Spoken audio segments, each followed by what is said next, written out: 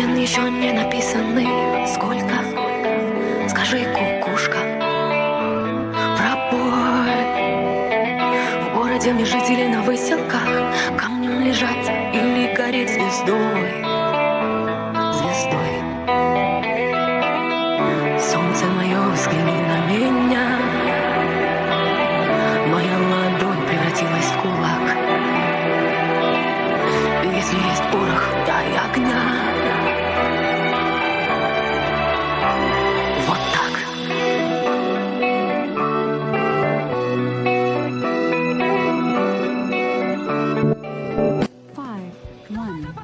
Но кому сильные да смелые головы сложили в поле, в бою. Мало кто остался в светлой памяти, в трезвом уме, а с твердой рукой в строю.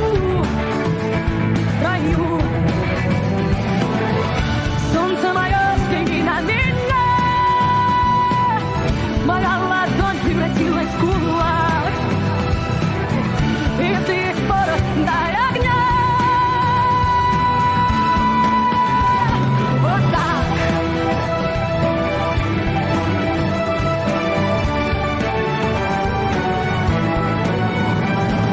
Где же ты теперь, воля вольная? С кем же ты сейчас ласковый рассвет встречаешь?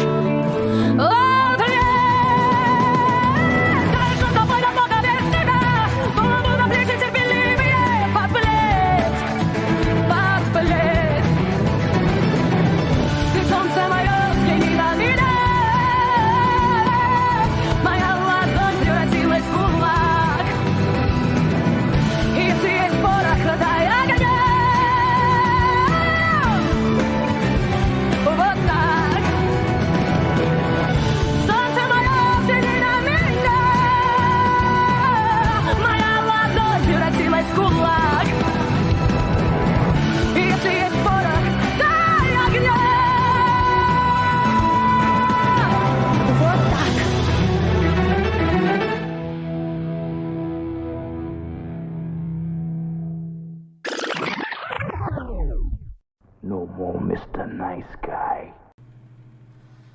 Good morning, good afternoon, good evening. It is currently late afternoon on the 2nd of May here in the UK. And today we're going to be looking at what has caused Ukraine to become the failed state that it is. And a lot of people may not realise that Ukraine is a failed state, and they may well have been taken in by all these concepts and all these things about it being the number one producer of X, Y or Z, minerals, coals, wheat, huge economy, it's able to do X, Y and Z. And we're going to have a look at where and how it all started to go wrong. And then we're going to have a look at a film stroke documentary called Revealing Ukraine, which is Oliver Stone basically interviewing Medvedchuk. I can't remember his first name. Mr. Medvedchuk, who is currently imprisoned by the Ukrainians. He is an MP, he is an opposition MP that wants a whole Ukraine, not a split Ukraine. But it's really interesting, the type of stuff. That video, that documentary is from 2018. So it's quite prophetic as well. These two videos, Maidan Massacre and Revealing Ukraine, are both on a YouTube channel called Global Tree Pictures. I've forgotten to put their details in the description below, but I will put it in as soon as this video is finished. And I really recommend that you watch both of these. They are absolutely immense videos.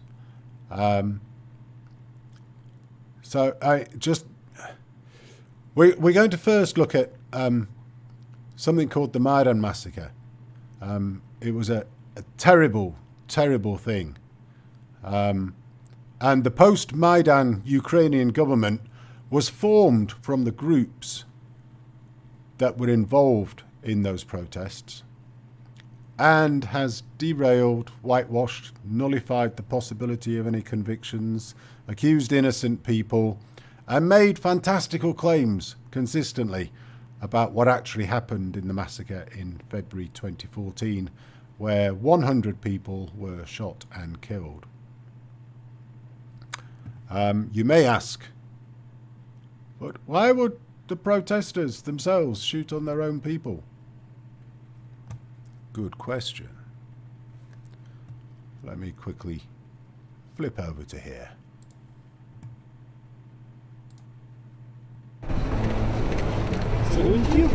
Що це таке? Я вас трубу розбираю.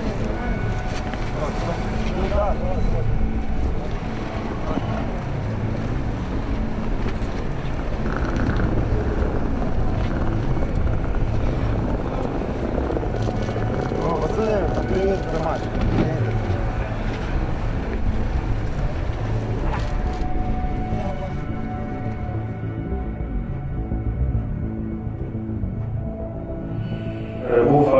There was a fact that Mr. Pashinsky took away weapons.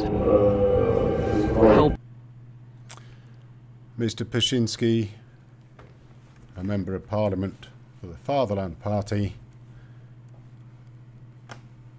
that became involved in the government immediately after this stuff. So, why would the protesters themselves, the right sector, have sniper rifles and such guns in the area of Maidan and then be shuffling them out of a hotel a couple of weeks later? The answer is political gain.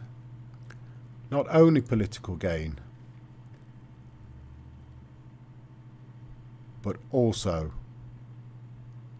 interestingly, the United States of America's Democratic Party.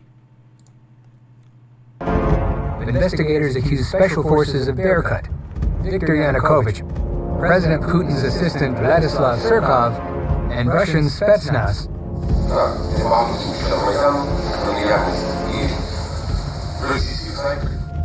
All the accusations were lacking one thing: evidence. Someone who has been gathering this evidence is Professor Ivan Kachanovsky from the University of Ottawa in Canada. Professor Kachanovsky kept investigating the events of the Maidan massacre during the last 5 years.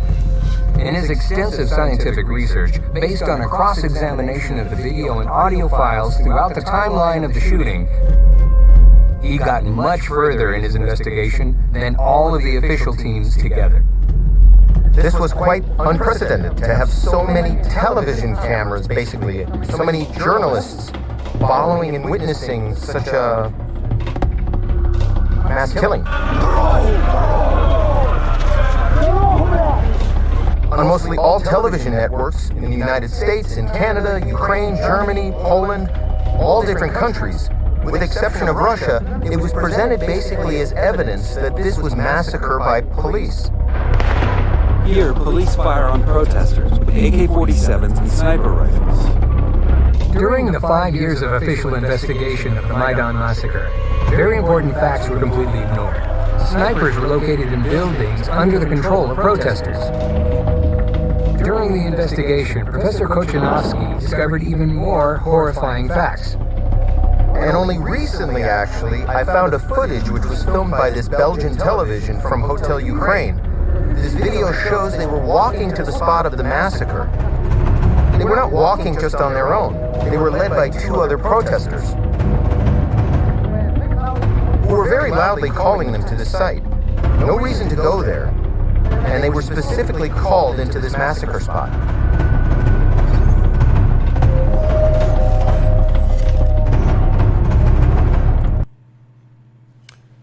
At least 10 men were killed here.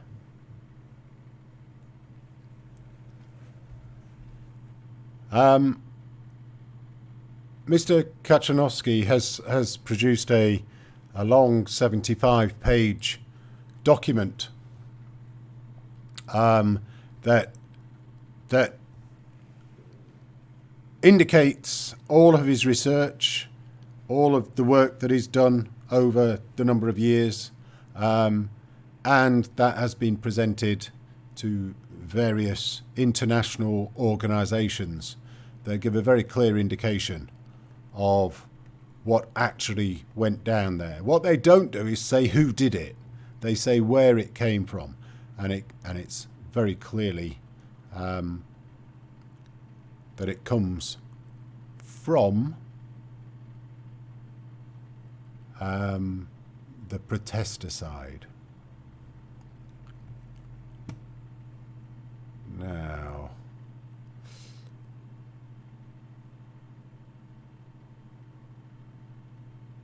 yeah, I'm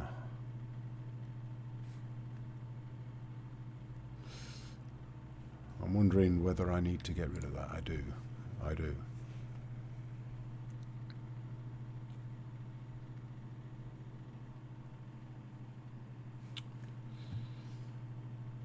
Maybe I didn't. Let me just pull this one out instead.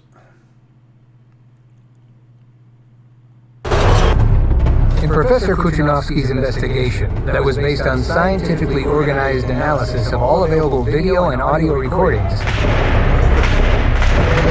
he reached a conclusion. The Maidan massacre was key in a plan of an ongoing coup d'etat, and killings were planned in advance. There were 2 interviews published in the recent book by a Ukrainian pro-Maidan journalist. And in this book, they produced interviews of 2 far-right leaders of Ukraine. One was head of Svoboda Party, and another was the deputy head of the parliament of Ukraine at the time of Maidan massacre, who was also one of the leaders of this far-right Svoboda Party. And they and Maidan leaders met with some senior Western officials. And this Western official told them basically that killings of a few protesters is not enough for Western government to change support. They said specifically, end of recognition of the Yanukovych government basically would change only if number of victims would be 100.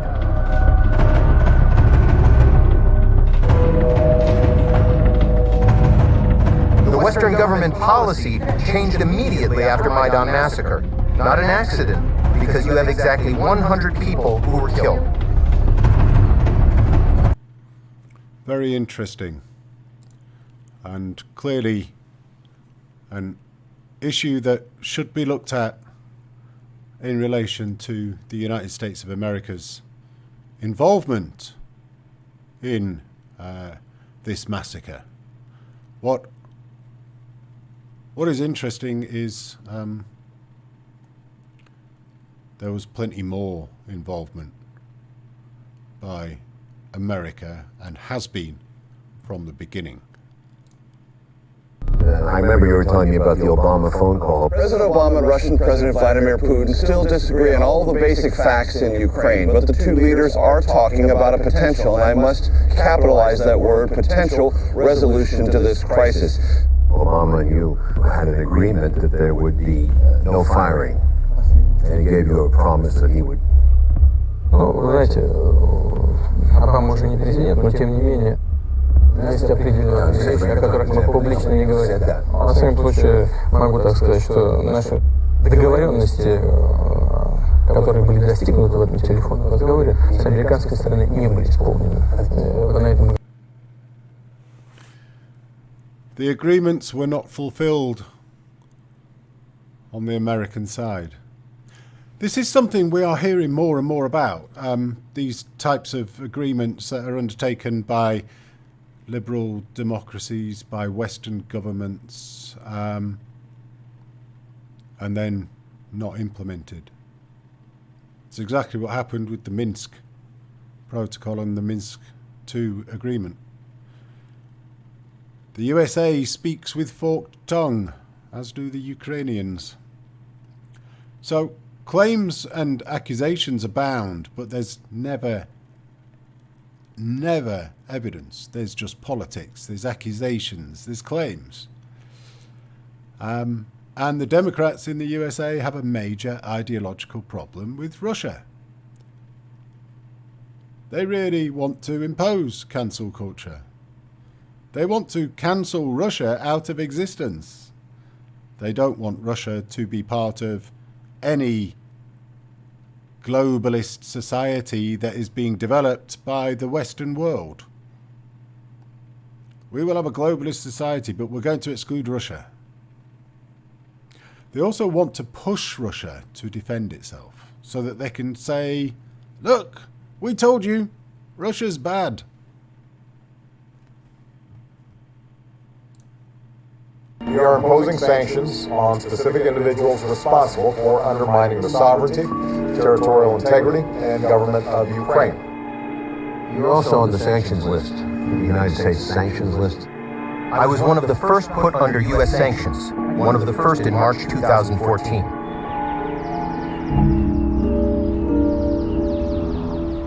The official White House documents indicated that I was subject to sanctions by the United States because, first, that I defended the principles of building a federal state structure in Ukraine. This is strange for a country that is a federation and against the Ukraine being federation. Interestingly, the views of Medvedchuk on the need to give more freedom to the regions of Ukraine are shared by the Vice President of the USA, Biden. Anyway, on December 8th, 2015, speaking in the Verkhovna Rada in Kiev, Thank you very much. he practically repeated the ideas of the opposition leader of Ukraine. This issue of federalism is the thing that almost prevented our nation from coming into being. This is all because of disagreement with my position, which I state publicly and openly, and which neither the government nor the national radicals like.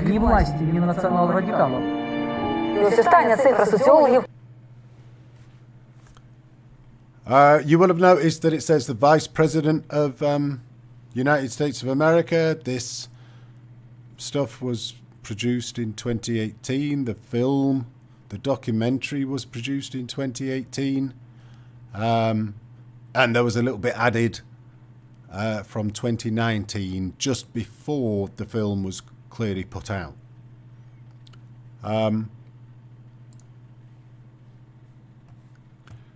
So, who is actually involved from America? Well, I will let you watch the documentary. This is a 90-minute long documentary. I'm not going to be going through it.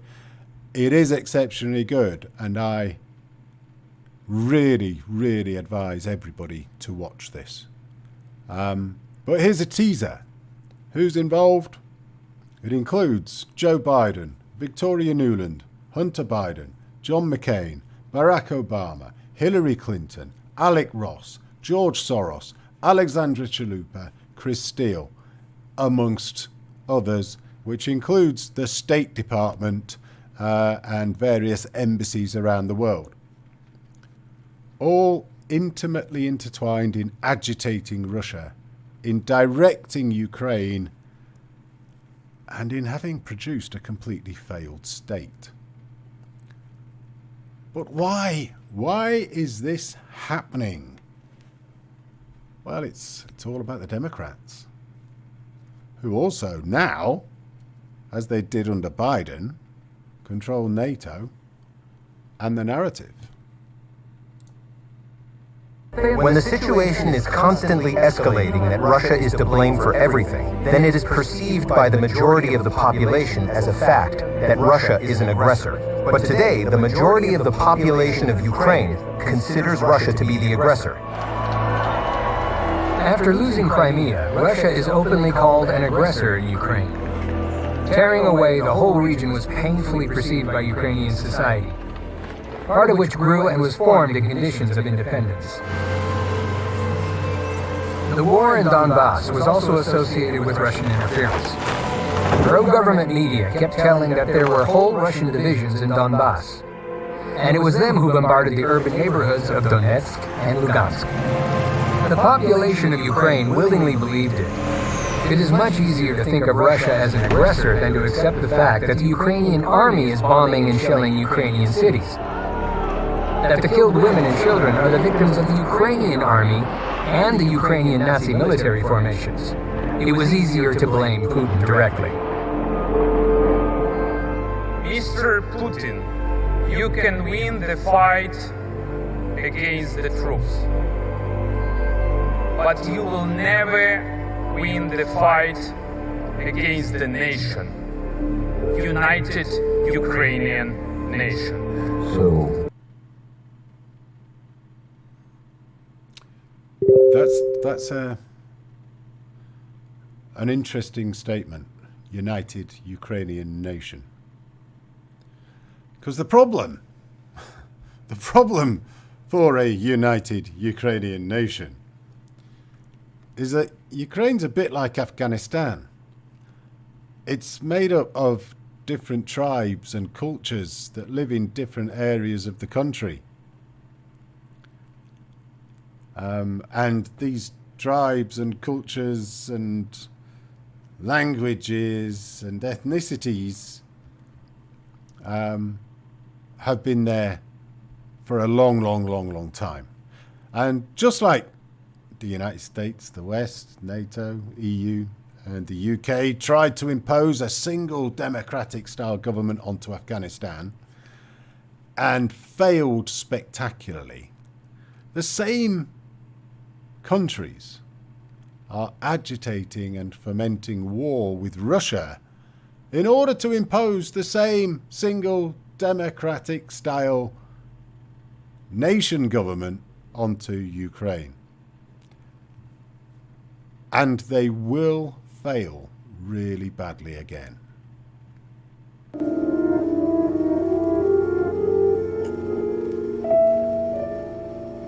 the solution, although it probably is impossible to get, would be to split Ukraine into West and East.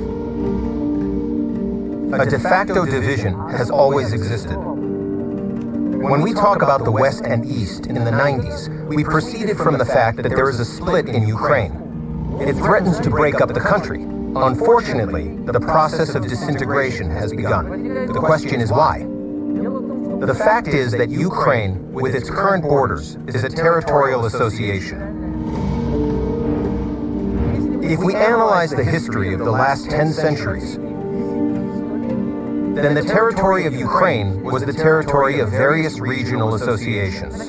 Since the 10th, 11th century, it was Kievan Rus, then the Golden Horde, then the Great Lithuanian Principality, which occupied most of today's territory of Ukraine, then the Crimean Khaganate, the Kingdom of Hungary, Kingdom of Poland, the Ottoman Empire, the Austro-Hungarian Empire, the Russian Empire, and all these territorial associations created their own culture here, implanted their faith, and recognized certain historical facts. When you underline the fact, which I oppose, underline the fact that this would be more of a Lithuanian principality, the Austro-Hungarian Empire, and it was the Russian Empire. Therefore, there is a different faith, a different history, and different languages. The mistake of the current government, it tries to build a single identity out of this whole country, where they speak different languages, where they practice different religions, where they have different assessments of historical facts, builds this identity on an identity close only to the part of the people, the population, that part. This is a mistake that leads to nowhere. This is the biggest strategic mistake made by the authorities in Kiev today, because this identity will never establish itself throughout Ukraine.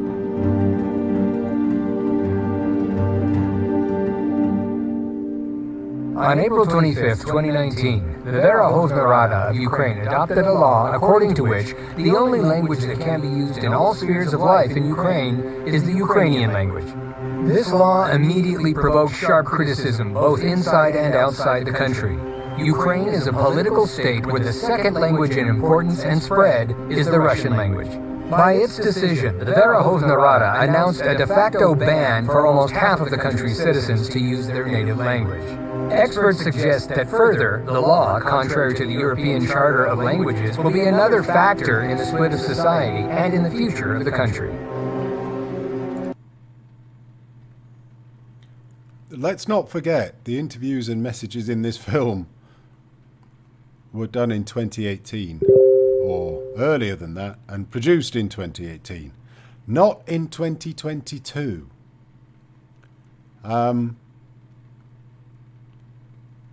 By trying to impose a single identity on a whole nation that is made up of so many identities, contrary to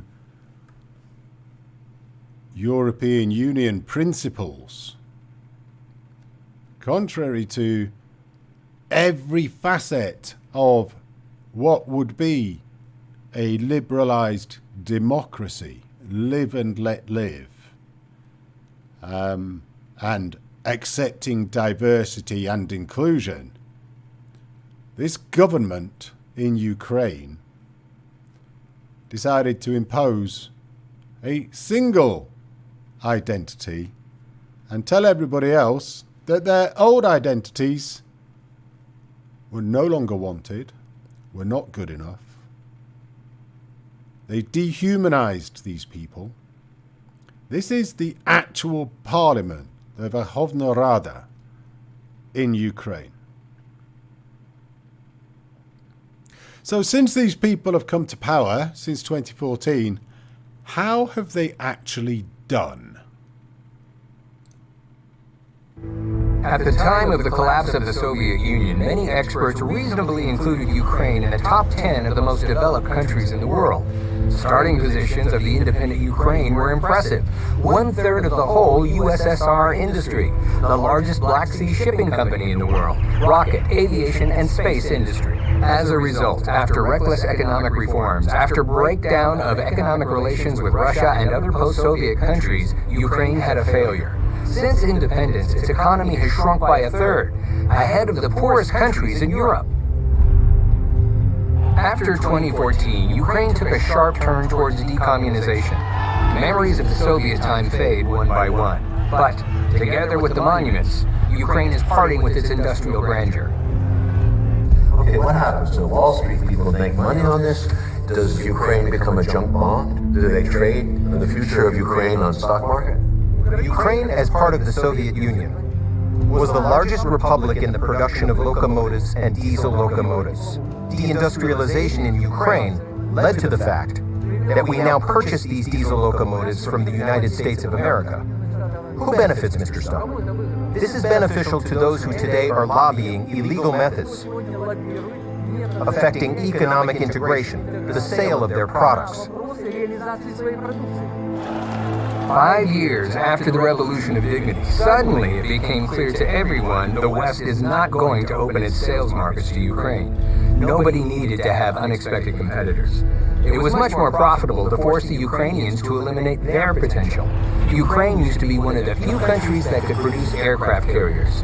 Now there is no shipbuilding in Ukraine. Ukraine used to create space rockets. Now it has no space industry, no aircraft industry. Ukraine doesn't have its own automotive industry. The military-industrial complex once brought up to $3 billion annually to the budget. Today, most of the enterprises are closed. Some of the enterprises are located in territory not controlled by Kiev. Naturally, to say that today we are trying to export these products, these amounts are insignificant, which, of course, cannot come close to what it was before. Because the less we produce, the more we will purchase. That this is one of the elements of this external expansion and external management that Washington has introduced in relation to Ukraine since 2014. He looks fantastic. Another amazing experiment over common sense was the coal scam. Ukraine, which has rich coal deposits in the Donbass, has suddenly turned from an exporter into an importer of coal. It seems that in Kiev and Washington, they agreed to give a new meaning to the saying, to carry coal to Newcastle. After the start of the conflict in the Donbass, Kiev definitely refused to buy Donetsk coal, and decided to replace it with imported coal from the USA and South Africa. It was possible to buy it in Russia, but the politics took over. So who wins out of this? Who wins? The United States of America. They've got Ukraine buying coal from them when Ukraine is full of coal. But Ukraine has managed to end up closing down its mines and end up refusing to accept coal from the Donbass regions and refusing to accept coal from Russia. Who wins? America wins. America wins. And Ukraine suffers. The second example, Pennsylvanian coal is much more expensive than Russian coal, and it is more expensive than coal from South Africa. And can you imagine the difference in transportation logistics? Ukraine and Russia, Ukraine and the United States of America, and Ukraine and South Africa. At the same time, today we buy 63% of coal imports from Russia. And we already buy 30% of all imported coal from the United States of America. Is this not the result of what you ask about? Is it not the result of who benefits? Who does it? Those who benefit from the sale of their products in Ukraine. In order to avoid domestic production, so that the country from the manufacturer turned into the country of the acquirer and the buyer. That's what the benefit is. Is there any oil, gas? There's nothing here. You know, we have oil and gas everywhere, but we do not produce it. It needs to be developed. Therefore, Ukraine is rich in resources. But resources require investments that must be made in the economy of Ukraine in order to extract these minerals. But the situation with the investment and investment climate in the country is extremely bad. The economy is not developing. The investment climate has not been created. There is pressure from the administrative resource. Greater seizure of business. The lack of a fair judicial system. So who would invest? Does this sound like a good country? A good country in which the West should be interested in having free trade agreements with and have any desire to assimilate into the West. No, it doesn't fit in with the European Union in the slightest, but it fits in with NATO. It fits in with the concept of we have to keep putting Russia down. However, there were brave people who decided to invest in Ukrainian oil. The attention of world media is attracted by one company, Burisma Holdings. There are very, very interesting people on the board of directors of Burisma. For example, Hunter Biden is the son of the Vice President of the United States. Of course, this state of affairs is welcome, but one detail interferes. The son of the U.S. Vice President received his post almost immediately after the official visit of his father to Ukraine, in the light of obvious interest of Biden Sr. in everything that is happening in Ukraine. Let's not forget, I mean, this is not a pro-Russia documentary. This is a documentary about what has happened in Ukraine and how others are perceiving the geopolitics that are going around in this whole area, and there just seems to be this this running theme of incredulity throughout the whole thing, which is absolutely crazy. Ex-Vice President Joe Biden, his son Hunter Biden has a deal in Ukraine. Explain that. Yes. 3. His son was and remains on the board of directors of one of the companies that is engaged in oil and gas production in Ukraine. So this also explains the economic interests of the Biden family. Not only the son, but probably his high-ranking father as well.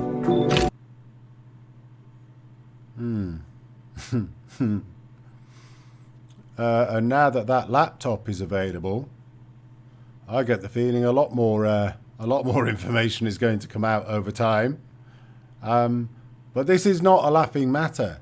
This is a whole nation state that America has been up to its neck in advising. The Democrats of America have been up to their neck in advising, and not very well. Until 2014, Ukraine was almost completely dependent on Russian supplies. However, due to disputes over the price of gas, as well as for political reasons, Ukraine does without direct gas supplies from the Russian Federation. In fact, as Ukrainian politicians themselves have already recognized, in the reverse mode. Through the special schemes, the same gas is purchased from Gazprom's supplies to the EU, but through European intermediaries, for example, through Poland. As a result, over 4 years, the price of gas for the population increased by 1,079%. For a fading economy that doesn't have, its general population doesn't have much money, where it's lost somewhere between 4 and 8 million younger members of its population because they've emigrated to places where they can actually make money. The impact of this is horrific. But what else is interesting is this Gazprom connection. So let me just take it back just a little bit to there. Gas is purchased from Gazprom supplies to the EU, but now what's really interesting here is Poland in this scenario was a very key player in taking the gas from Russia via the Gazprom pipeline and then selling it back to Ukraine. Now Poland have got a problem. Poland is one of the countries that has refused to accept paying in rubles for gas from Russia. So it itself is reliant on other European countries taking the gas, selling it to them, undoubtedly at a profit, and then they would send it back into Ukraine, undoubtedly at a further profit. The only people that are losing out here are Ukraine because of their political attitude. It's phenomenal. These European intermediaries are going to be rubbing their hands. They've set themselves up with their ruble-based accounts with Gazprom Bank in order that actually Poland is no longer going to get that, so they're going to have to be intermediaries for arranging to get gas from the Czech Republic or Germany or Austria or wherever, Slovakia, Romania. It won't be Bulgaria because Bulgaria have also said they're not doing it. They're not going to have rubles. They're not going to pay rubles for their gas. I'm waiting for the time when Russia determines that they've got enough money out of this little scheme that they will just go, right, all these sanctions and whatever, we're delivering sanctions to you. No longer will you receive our gas.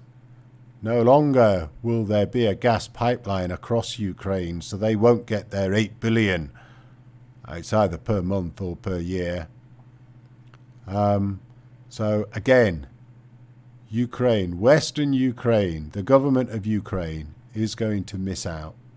Because Russia will just send their gas. They'll sell it over to China and to India and to other countries that will accept their gas. And then the EU has got no gas. And Ukraine has got no gas. And there can't be any of these parallel imports back into Ukraine because the gas isn't going through to the countries that they were parallel importing it from. It's all a bit... When you look at politics, it makes you wonder what it is that these people are thinking. Because I don't think that they're thinking. I don't think they've got any idea what's going on at all. And if you remember back to the old concept of a single Ukrainian identity, but then Medvedchuk took us through the history of why there are all these different cultures and different religions and different speaking parts of Ukraine, as to why you cannot make a single Ukrainian identity out of it. You have to have an inclusive, diverse political environment that allows everybody to get on, and everybody has rights, everybody has human rights. And Ukraine do not deliver that. Ukraine is a failed state. Ukraine will end up with nothing. They have already lost the Donbass, the Donetsk and Lugansk regions. They've lost Crimea. They're going to lose all the way over to Odessa. They will lose all the way up to Kharkov. And then Russia will just stop. They'll go, that's it. I see Finland have put up, or started putting up, physical barriers and physical fences against their border with Russia. That saves Russia from having to put one up. Russia will just put one up straight down the middle of Ukraine, I would imagine, eventually, with the hate that's coming.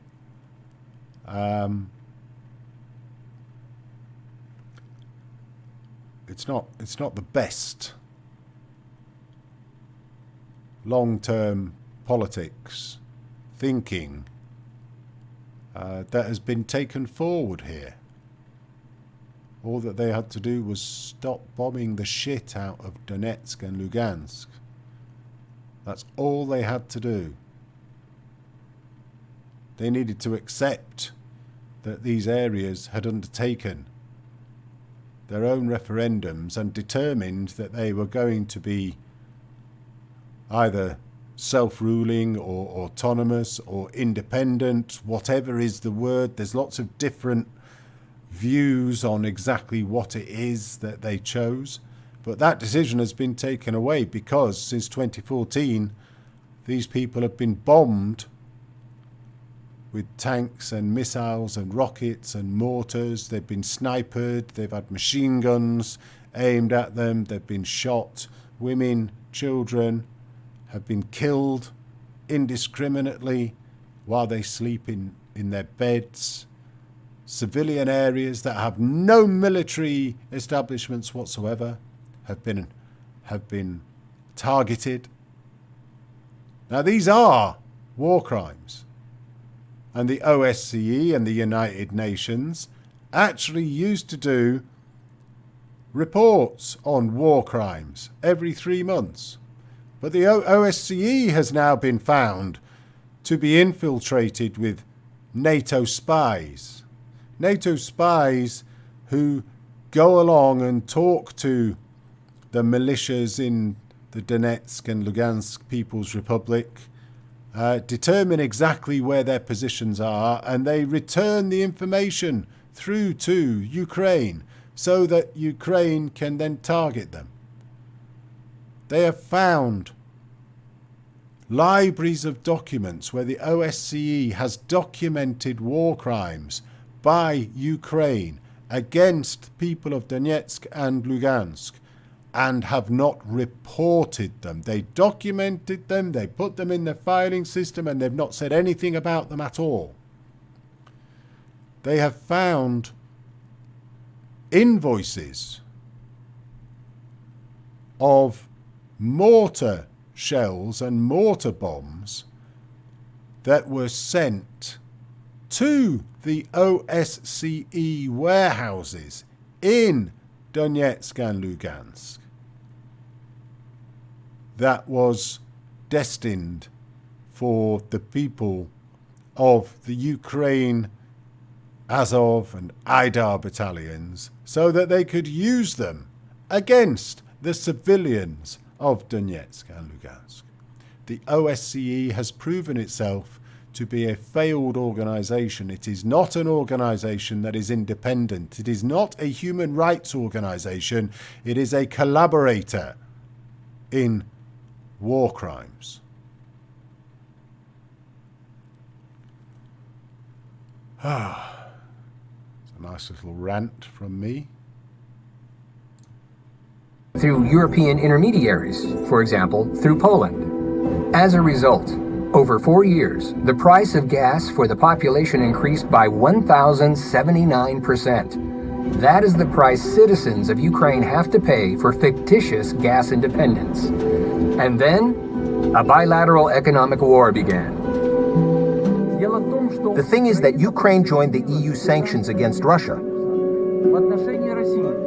and Russia imposed counter-sanctions against Ukraine. And this dealt another crushing blow to the economic abilities of selling Ukraine's products to the markets of Russia and the CIS countries. Fortunately, has not found a replacement for these markets. And 30% of the budget goes to pay the debt.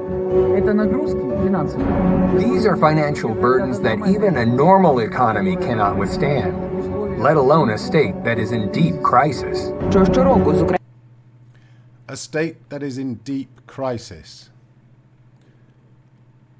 They're in hock to the IMF, the International Monetary Fund, for God knows how much.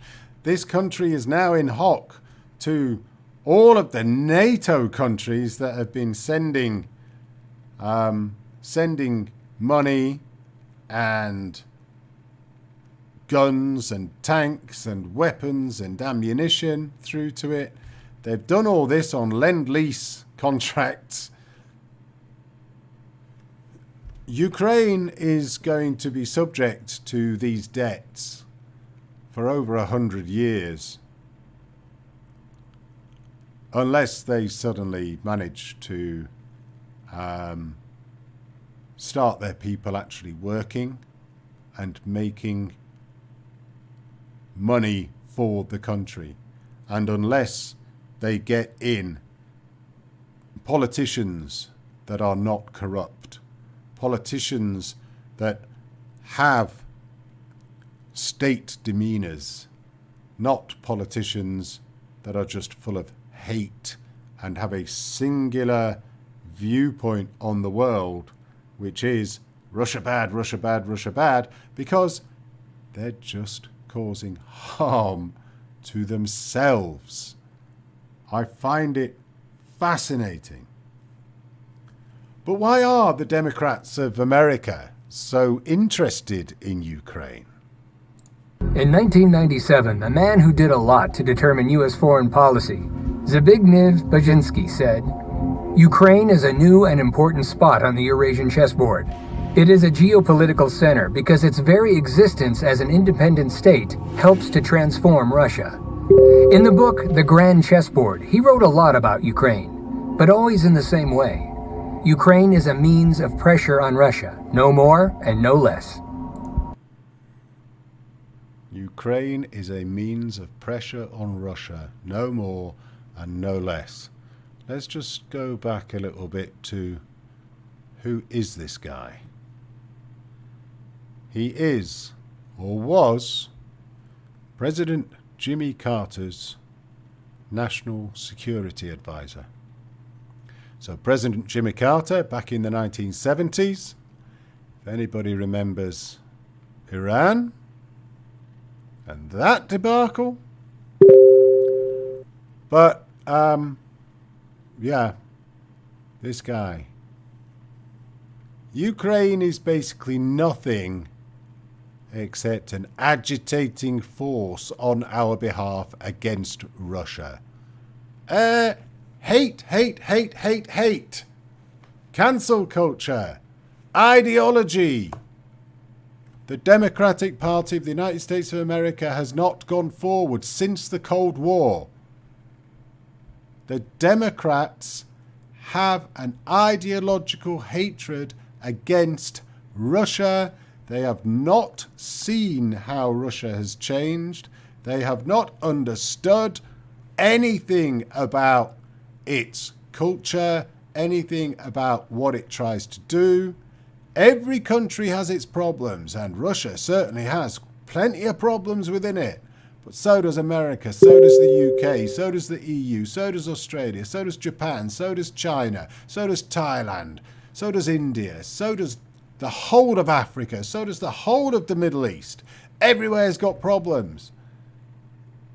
But you don't have to be the big bully boy of the United States and just go, we hate you, we hate you, we hate you. Therefore, we're going to do everything that we can to annoy you, to agitate you, to foment hatred throughout the world against you. Because while they have done that, it has led to Russia reacting after 8 years of provocation in terms of their people being bombed in Donbass and many decades of Western countries agitating against them.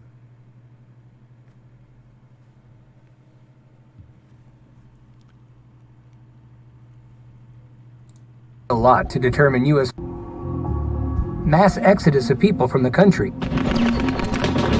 and the death of now thousands of people. And the most important thing, Ukraine is in confrontation with Russia. The function that its real owners left for Ukraine works flawlessly. Anybody who actually looks at the facts of the Ukraine coup in 2013 and 2014 can see how the U.S. was directly involved. But it wasn't just an end in itself.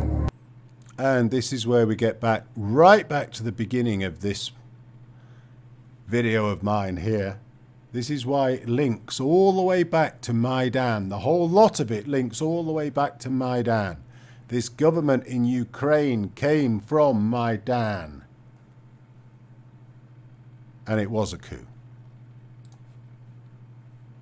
It was a means to an end. And the end that they were going for is a way to antagonize Russia. They've stirred up aggression against Russia right at Russia's border and then blamed Russia for anything that happened. But it's always interesting. Do puppeteers understand that sometimes puppets begin to live their own lives? The fact of Ukraine's interference in the elections in the United States is the first wake-up call. And then, war between Ukraine and Russia. Yesterday it was unthinkable. Today it is a probable scenario. It doesn't matter who starts first. It is important to note that the shock wave from the first explosion has spread too wide and affects those who prefer to wait out on the side. Does the Pied Piper who leads those who believe him further and further to nowhere understand that Russia will never accept a hostile state near its borders? See, this is really interesting. If anybody saw The Economist, or I think it was NBC, highlighting that China, well, is it agitating rather than highlighting? Some kind of indication that the Solomon Islands will have a Chinese military establishment on their islands. And those islands are something like 1,000 miles away from Australia or whatever. Australia have said, we will never accept this. This is a red line. And the United States of America has jumped in that. This is a red line. And if you look at a map of the different military establishments, you will note that China on that south side, around Japan and Korea and Vietnam and the rest of them, China is ringed with American military establishments. Oh, but 1,000 miles away on the Solomon Islands, further south, there is no way we will ever accept China having an establishment, a military establishment there, because it's too close to Australia, which is not even a NATO country. But it's a Western country. It's not a Chinese country. It's not a Russian country. So you're trying to put some stuff somewhere. We're not going to allow it, which is exactly the same bloody argument that Russia has with Ukraine about NATO being in Ukraine. It's exactly the same one. And if people don't understand that, if people don't understand that Russia has done no different for 20 years, since the 1990s, Ukraine and NATO have been in cahoots trying to get Ukraine into NATO, right on Russia's border. And if you don't understand the geopolitics of that, or if you do understand it and then you just go, I don't give a shit, it's fucking Russia, innit? We're allowed to just say that Russia is a bunch of wankers. And yet, it's exactly the same argument that is used. That nobody is now going, well, you can't say that. It's nothing to do with you. Solomon Islands is an independent nation state. They can do what they like. And if they want to have an agreement with China, they can have an agreement with China. Thank you very much. Now, go and play with your bloody bucket and spade on Pearl Harbor, Sand Beach or whatever. It's like, America, who the hell do you think you are?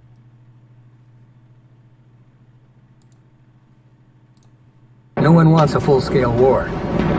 For those who are still in control in Kiev, the only way to avoid defeat and destruction is to organize a provocation. The armies of Russia and NATO will come into military conflict. This will be the beginning of a withering Armageddon. Only scorched earth will remain in place of Ukraine. The world will be engulfed in a giant flame.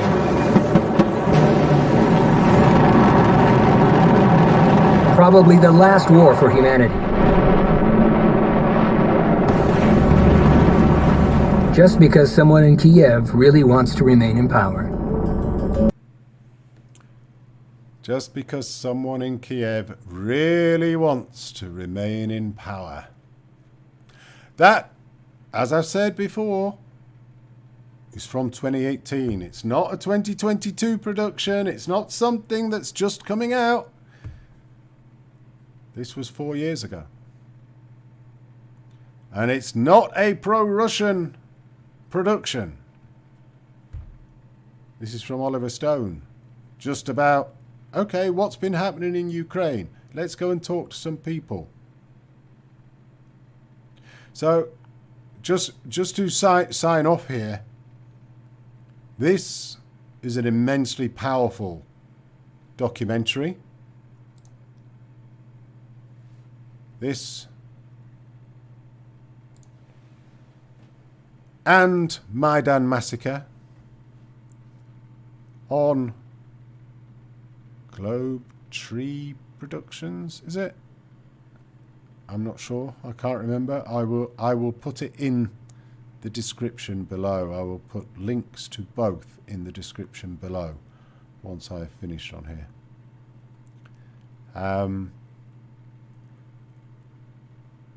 I'm not sure that was entertaining for you, but hopefully it was informative. It gives a background. It gives a view and a perspective that you're maybe not getting. It gives a view and a perspective from a politician of Ukraine who is now currently held by the Ukraine Secret Service, the SBU. Whether he is still alive, I don't know. But he is and was an opposition politician.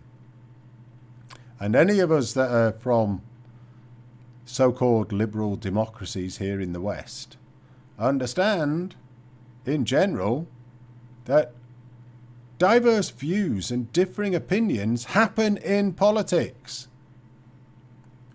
What doesn't have to happen is that people are taken by the secret services because they have a different point of view.